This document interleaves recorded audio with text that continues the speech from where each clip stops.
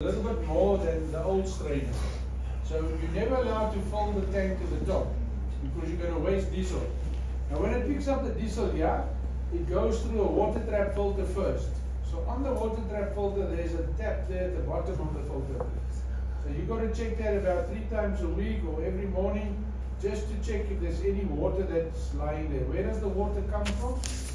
This tank, when it's cold, on the inside it forms droplets. Water droplets like your window. And then those droplets run down and falls on the diesel, and then it runs all the way because water is heavier than diesel, it will lie at the bottom there. So it's going to pick up, if there's any water, it will pick it up, it's going to separate it there, and then the fuel will go through to the lift pump, through the filters, through the injector pump, from the injector pump it goes to the injectors. Of this fuel, it's used to lubricate the injectors. Then there will be a little bit of fuel left, it will go back to the fuel tank. Right, so that's how they circle.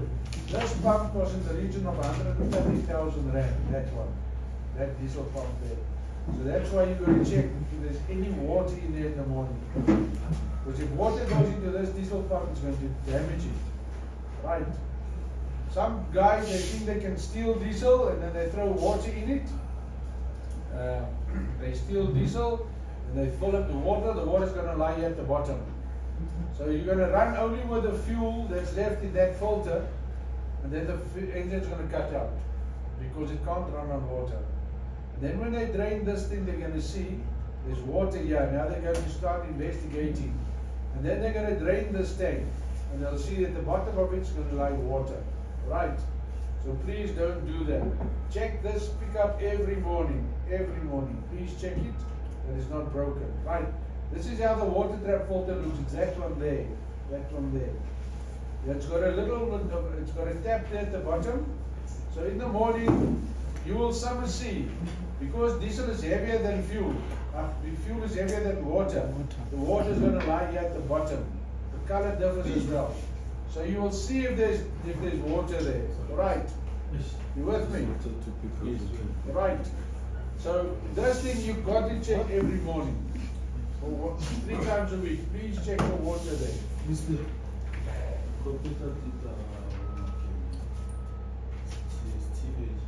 will fix it on the next round. We will fix it on the next round. I'm not going to fix it now. Right, I told you what's the purpose of the water tap filter. It traps the water so the water does not go to the injector pump. Right. Good. This is a driver, and this one tank, they opened it, and look what happened here. That's water coming out of it. That's not diesel, that's water.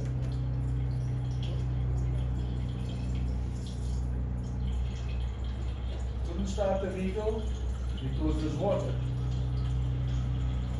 If all engines ran on water, we wouldn't have water in the country.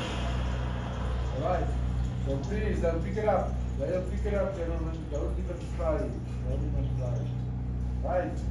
The consumption.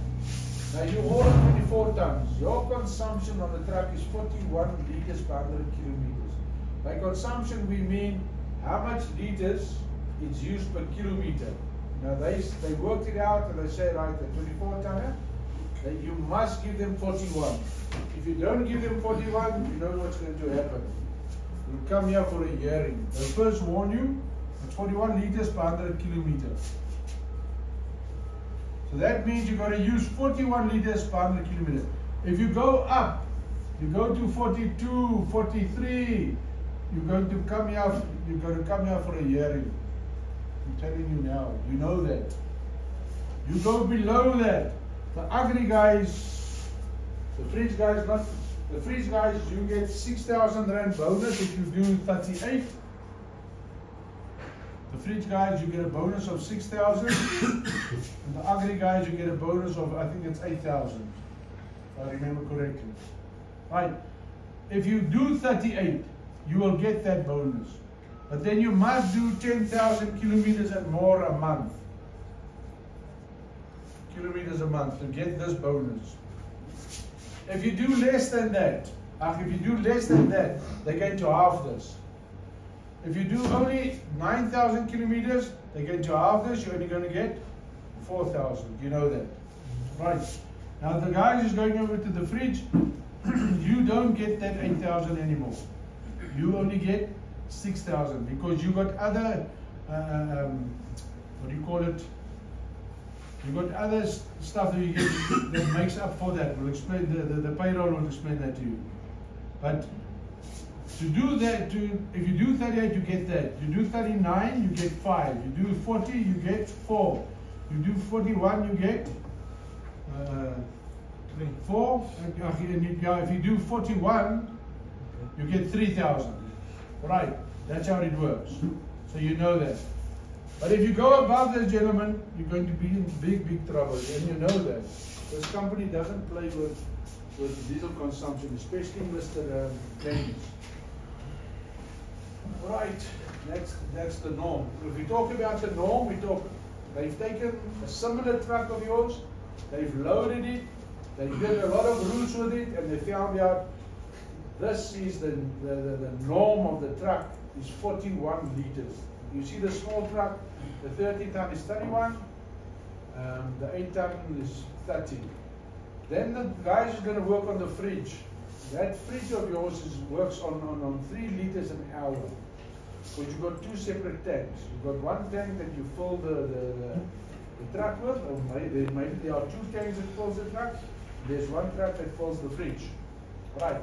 That fridge is going to work on 3 liters an hour. They're also going to work out your consumption on that. Do not throw fuel in the tank and book it against, in the truck, book it against the fridge, or throw fuel in the fridge and book it against the truck. Because they also work out your consumption on that. Good. They do it once a month. Every time you throw in fuel, you know that. You use e-fuel, immediately they know. When you stop at the fuel pump, it tells them the time that pump came on. It tells them how much fuel was in the tank. Right. It tells them the kilometers that you've run. And then it works out how much fuel went through the injectors. So it works all that out the moment you refuel. So the time and the date is very, very important. Then they compare it for over a 3 months to 6 month period. And that was that you must give them 41. If you don't give them 41, that is good. You know the fueling authorized sites. The fridge guys, it will be new to you now, because when you refueled on the agri side, your controller told you where to refuel. Right. On the fridge side now, it differs now. You can only refuel by those depots, those 5 depots that we've got. You can only refuel there. If you need fuel outside of those depots, gentlemen, you must get an order. The agri guys, you normally refuel according to your fuel controller's instruction. The fridge guys is going to change. You're not allowed to pass the Hesney depot without refueling. If you're going from Cape Town to Joburg, you must come in here and refuel, unless he gives you other information. He tells you don't come and refuel. But he must first ask you, do you have enough fuel to reach Joburg? If you do not, you've got to refuel here. Because the diesel department is going to pick up. If you didn't stop here, then you're going to pick up trouble. They want you to refuel here. Right. Good. Then your fuel station, the garages, the 24 tons, that list of fuel stations where you can throw in fuel. If you got an order number, it's going to change. The agri guys got their own list. The 13 ton and the guys, those 3 guys going over to the fridge, you'll have a new list. You must just check when you need fuel. You phone with the controller, he gives you an order number. Then there's only certain garages where you can go to. So your list is going to change. It's not going to be the same as it was on the agri side. Please remember that.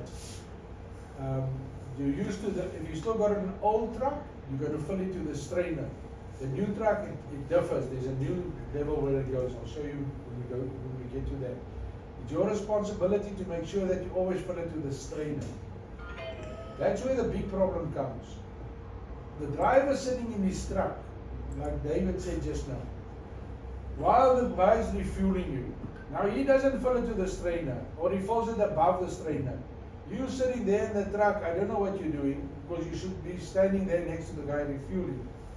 Because you've got to check that he zeroed the pump, you've got to check that he fills to the strainer. If he overfills, you've got to report it. But now you're sitting in the truck, you don't worry. He fills, he's finished, he closes it. You're happy, you sign, and then you go. In the meantime, this guy cheated you. He didn't zero the pump. He didn't zero the pump. Now it's going to show on you using more fuel than you should have used, but actually using the same fuel, but you didn't check the pumping zero. You didn't take the readings. You didn't check it with him. So that's why they're very strict. You've got to stand by the guy that's refueling you, and then you fill in that trip sheet of yours while he's refueling you. Right. You know about the cars, I'm not going to explain it to you.